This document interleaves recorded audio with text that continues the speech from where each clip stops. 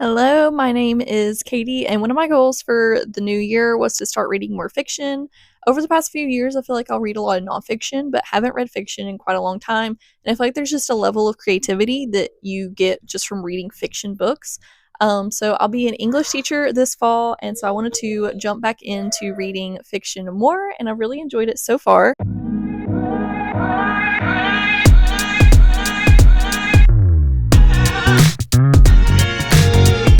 So these are the 6 books that I read in January. So I'm going to talk you through them. The first book that I read was All Adults Here by Emma Straub. This is a literary fiction. So we are following Astrid Strick. She has 3 children, they're all adults.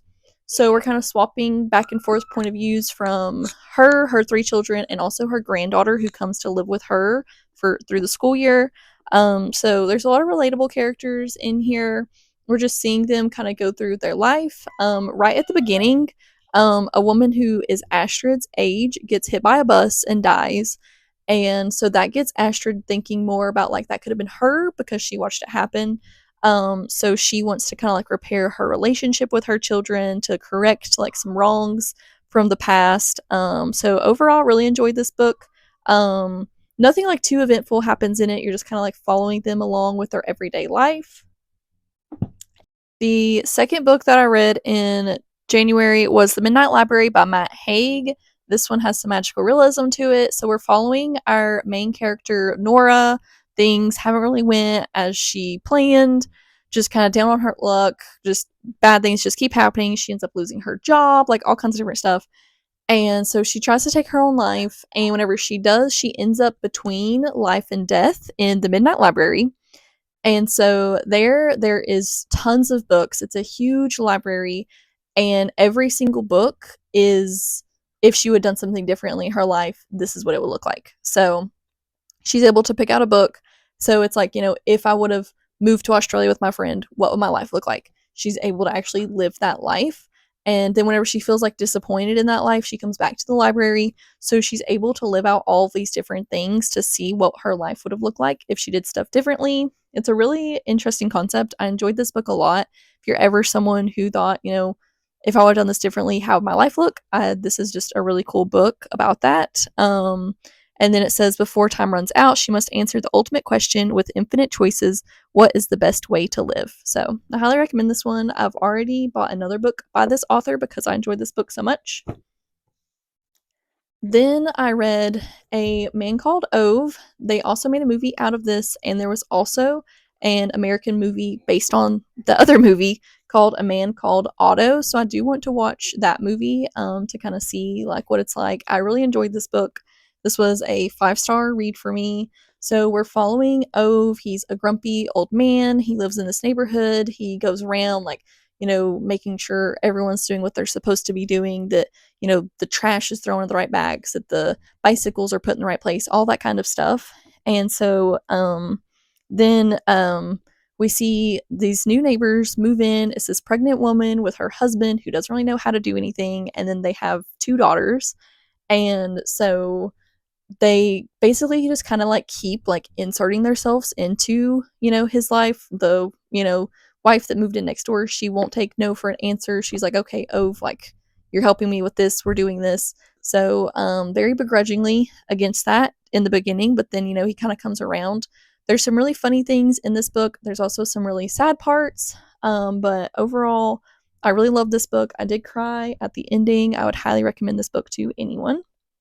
Okay, and then another book that I read in January was A Most Agreeable Murder by Julia Sills. This was another 5-star read for me. I loved this book. It starts out a little bit slow, but then things start to really pick up. I would say about halfway through the book. So we are following Beatrice Still. And so we are in, I believe, the 1800s. I forget exactly what year that this book is set in, but she loves like murders, like figuring out who did it. She reads the newspaper, even though that's not something she's supposed to do. So she kind of hides from everyone that that's what she's doing, is she's reading about these cases and trying to figure out who did it. She also writes a detective and like tells him her thoughts on it. And so no one knows, that she does any of that. And then she goes to this ball at her best friend's house. His sister is throwing this big ball, so she goes to the ball, and then someone ends up getting murdered. And so then there's another detective there. And so, he's going to figure out who did it. And then she kind of gets inserted into where she's also helping him figure out who did it. And so once you get to that part, I feel like things start to really pick up. And so the whole way through, I was trying to figure out, who was the murderer. I feel like that the author does a good job of kind of giving you like hints of all these different people to where you feel like it could be like five different people who did this. And then we end up seeing another murder happen. And there was lots of different like twists and turns that I was not expecting in this book that made me love it even more. And so like I got to the point that I did not want to put it down. I ended up reading probably the last third of this book all in one sitting because I was just like, I need to figure out what's happening. Like, it was just a really great book. I would highly recommend. She has another book that I believe comes out this year that I'm super excited to read that I will be pre-ordering. Then I read The Authenticity Project by Claire Pulley. This one is a literary fiction. So The Authenticity Project is started by this older man. His name is Julian. So he writes in just like a little notebook, just truly how he feels in life. He feels really lonely, even though he's had this great life. His wife died, and he leaves it at a coffee bar. And I really love the description of Monica's coffee shop. There's like books. It seems so cozy. It is just probably one of my favorite parts about this book is just her coffee shop. So Monica finds the book at her coffee shop, and she ends up writing in it as well. And so she like writes, like her truth in it, and then another person finds it. And so we're following these different people who, have found this book and just written about themselves, and it kind of brings them together. I love the found family in this. It's a really great book. Just something, kind of, is this on the back it says like heartwarming. I definitely agree with that. Like, it's just a fun book to read. I love the concept of the Authenticity Project. Just a good book I would highly recommend.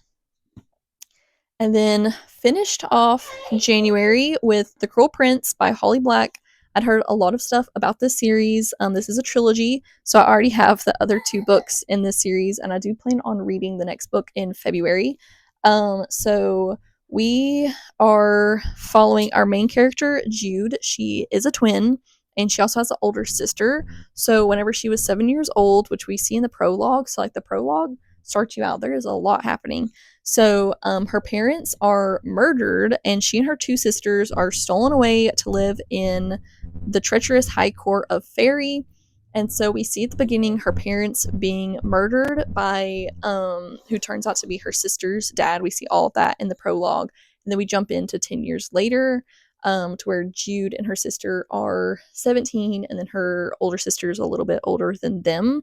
So they're humans living in the fairy world, and their older sister is like half fairy, so she can, fit in a lot better.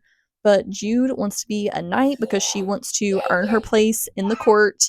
So we are following her. It's a really awesome story. I feel like that the author definitely like keeps you wanting to read it. So I loved this book. Definitely another 5-star book for me, and I cannot wait to start The Wicked King, which I want to do very soon, so that way I don't forget what's happened in this book. But I'm super excited for this trilogy, and I've already bought a couple other books by Holly Black because I love her writing, and I'm excited to read some other ones by her. So that is all of the books that I read in January. I already have been reading way more in February, and it's only halfway through the month. So definitely stick around for my February video, which will be coming not too long from now.